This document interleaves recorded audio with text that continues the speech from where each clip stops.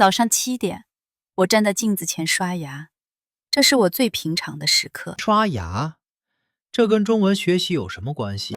那天早上，我突然意识到一件事，我在用中文数数。用中文数数1、2、3、4，我在数刷牙的时间。30秒刷上排牙齿，30秒刷下排牙齿。为什么用中文数？我也不知道，就是自然而然的开始了。然后呢？然后我发现，这整篇都在发生。什么意思？我在电梯里数楼层，用中文；我在超市数苹果，用中文；我甚至在健身房数深蹲次数，也是用中文。对，我完全没意识到自己在做这件事，直到有一天我的室友问我，你为什么总是嘴里念叨中文数字？你怎么回答？我愣住了，因为我不知道这是什么时候开始的。听起来像是一种习惯。是的，但那时候我不明白，这个小习惯会改变我的整个学习方式。改变学习方式？怎么改变的？这就是今天要讲的故事。欢迎来到 The Cozy Chinese， 我是 James Gao。我是 Amy。今天我们要聊一个很特别的话题，如何用一个简单的中文习惯，让中文自然渗透你的一整天。从清晨的第一个动作开始，到晚上睡觉前的最后一个想法。这听起来好像很简单。简单，但是威力巨大，因为这会触发一个连锁反应。连锁反应。一个习惯会带来第二个习惯，然后第3个、第4个，最后呢？最后你发现中文已经不是你在学习的东西了。那是什么？中文变成了你的生活方式。好，我们开始讲这个故事吧。首先，什么是中文习惯？我们说的不是每天背10个单词，或者每天听1小时播客。那些是学习计划。中文习惯是把中文嵌入你已经在做的事情里。就像我刷牙时数数，我本来就要刷牙，对吧？对，这是你的日常习惯，我只是把中文放进去了，所以你不需要额外的时间。完全不需要。这就是为什么这个方法这么有效。那你是怎么开始的？其实是个意外。意外？有一天我在健身房，教练说做20个深蹲，然后我开始数，1、2、3，但是用的是中文，为什么用中文？因为前一天晚上我刚好在复习中文数字。所以你的大脑自动用了中文。对，我没有刻意去想，它就是出现了。这很有意思。那一刻我才明白，原来中文可以这样学。不是坐在书桌前拿着课本。不是，是在生活的每一个角落，每一个动作里。那天以后，你开始刻意培养这个习惯。对，我开始在各种地方放入中文。比如早上起床，我会说今天是星期几？用中文说。对，今天是星期一。即使只有我一个人。自言自语。完全正确，自言自语是最好的练习方式，为什么？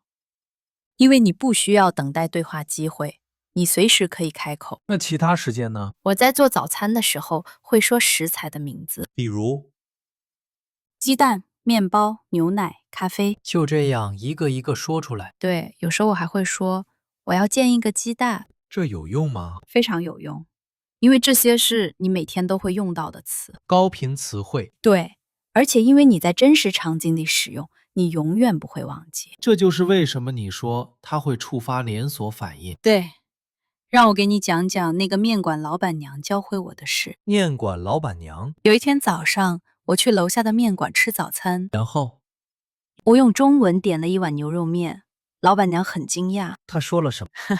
她说：“你的中文不错啊，在哪里学的？”你怎么回答？我说：“我每天练习。”她问你怎么练习的吗？问了，我告诉她，我在刷牙的时候数数，在做饭的时候说食材名字。她什么反应？他笑了，然后他说了一句话，我到现在都记得。什么话？他说：“你不是在学中文，你是在用中文生活。”用中文生活。那一刻我才明白，这就是秘诀。不要把中文当成一门课程，把中文当成一种生活方式。这是个很美的比喻。那具体要怎么做呢？我们来讲讲具体的方法。第一步是什么？选择一个你每天都会做的动作，比如，刷牙、洗脸、穿衣服、喝咖啡。任何日常习惯都可以。对，关键是要每天都做，为什么？因为重复是学习的核心。你每天重复，大脑就会记住。然后第二步呢？把一个中文元素嵌入这个动作。什么意思？如果你选择的是刷牙，那就在刷牙的时候用中文数数。1、2、3，一直数到60。对，30秒刷上排牙齿，30秒刷下排牙齿。如果选择的是穿衣服呢？就说出衣服的名字：衬衫、裤子、袜子、鞋子。听起来有点傻。一开始确实感觉有点奇怪，但是没有人在看你，而且这真的有效。非常有效。第3步是什么？第3步，坚持1周。只要1周。对，1周之后，这就会变成自动反应。你不需要刻意去想。你的大脑会自动启动中文模式，就像我刷牙的时候，现在我不用想，数字就自动出来了。这就是习惯的力量。但是很多人会犯3个错误。什么错误？第一个错误，想要一次性培养太多习惯。比如，他们会想，我要在刷牙的时候数数，在洗脸的时候说动作，在吃早餐的时候描述食物。一下子做太多事情。对。然后坚持不了3天就放弃了。太累了。对，所以我的建议是，一次只培养1个习惯。刷牙就只刷牙，什么都不加。对，等刷牙的习惯稳定了，再加第2个。循序渐进。完全正确。第2个错误是什么？第二个错误，选择太复杂的内容。什么意思？有些人会想，我要在刷牙的时候背古诗。这太难了。对，刷牙只有2分钟，你根本背不完一首古诗。而且你会很焦虑。对，习惯应该是轻松的，不是压力。所以要选择简单的内容，数数、说单词、简单的句子。第3个错误呢？第3个错误，不给自己犯错的空间。这是什么意思？有些人会想，我今天忘记了，我失败了，我不适合学中文。这太苛刻了。对，忘记一次没关系，明天继续就好。习惯的培养不是直线上升的，是波浪形的，有高有低，这很正常。关键是不要放弃。完全正确。现在我们来讲讲连锁反应是怎么发生的。我很好奇这个。我记得很清楚，那是我开始用中文数数的第3周。发生了什么？我在超市买水果，我拿起一个苹果，然后我自动在心里说一个苹果。用中文。对，然后我拿起第2个，我说2个苹果。你在数苹果，但我没有刻意去做这件事，它就是自然发生了。这就是连锁反应。这只是开始。我继续走，看到香蕉，我说香蕉；看到橙子，我说橙子。你在给所有东西命名。对。然后我突然意识到我在思考。用中文思考。对。那一刻我停下来，站在水果区，我想，天哪，我的大脑在用中文运转。这一定是个很神奇的时刻。非常神奇。我感觉中文不再是一个我需要翻译的东西。它变成了你思维的一部分。对。从那天开始，连锁反应加速了。怎么加速的？我开始在更多地方用中文。在健身房，我用中文数次数；在咖啡店，我用中文点咖啡。即使对方可能听不懂。对，有一次我在星巴克，我说我要一杯拿铁，服务员看着我，一脸困惑。你在哪个国家？美国，他完全不懂中文。那你怎么办？我笑了，然后用英语重复了一遍。但是什么？我已经在脑子里先用中文思考了。中文变成了第一反应。对，这就是连锁反应的终点。中文从学习的对象变成了思考的工具。完全正确。这个过程用了多久？从第一天开始数数，到在超市自然的用中文思考，大概3周。只要3。对，但关键是，这3周里，我每天都在练习。每天刷牙，每天数数。对，没有一天中断。好，现在我们来总结一下今天学到的方法。今天的最佳实践3步法：第一步，选择一个每天都会做的动作。刷牙、洗脸、穿衣服、喝咖啡，任何你每天重复的习惯。第二步，把一个简单的中文元素嵌入这个动作。数数，说单词，简单的句子，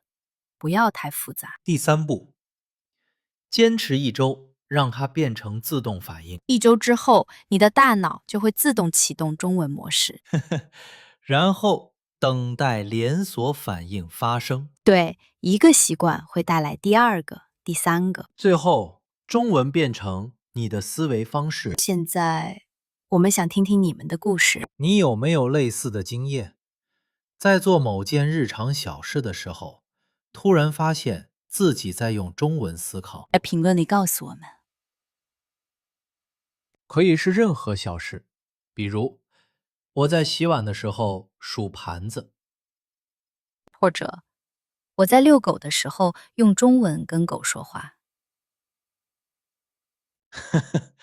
跟狗说话也算。我们真的很想知道中文是怎么进入你的生活的。今天完整的对话稿和今天提到的所有方法，都可以在我们的博客上找到，包括如何选择适合你的日常习惯和10个最容易开始的中文习惯，链接在节目描述里。还有这周的挑战。